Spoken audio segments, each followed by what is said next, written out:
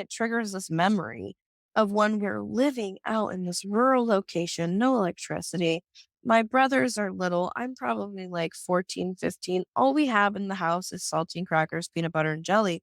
And I'm like trying to fancily make these little sandwiches for my brothers because they're hungry. And I can't even remember where she was. And like, it just kind of came full circle to me and also made it really clear for me that my style of mothering, though it may be wrong or right, it doesn't really matter. It is not the same because I fear that a lot. I feel like, oh gosh, am I just going to make all the same mistakes as my mom and my grandma? It's pretty clear that they just followed a trend.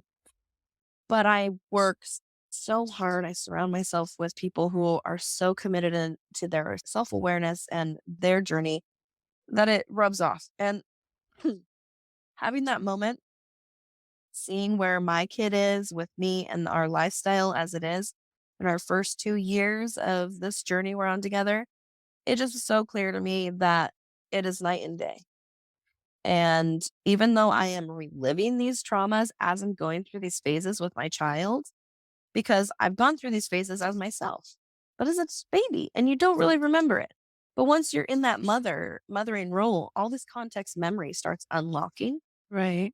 And so you start remembering, okay, what was it like when I went through this phase? And it starts to unlock. And seeing those things, having those unlocking moments and seeing the answers that are there for me shows me, okay, well, this is a trauma you went through because you were going through this phase and your parent couldn't understand that. And so they wanted to subdue you to their will to create your safety. Their idea of your safety was that you listen to everything that they say and that you're so afraid of stepping out of line that you will not step out of line and get yourself hurt. And Right. by doing that, by keeping you in those lines, they will hurt you to keep you in those lines. So you're not saving anyone from being hurt. Yeah. You're hurting them to make them stay because you don't want them to leave and get hurt. And that was like the pattern that just was like in my head. And I was just like, okay, don't create Yeah. pain because you're afraid that she's going to experience pain, that your child's going to experience pain.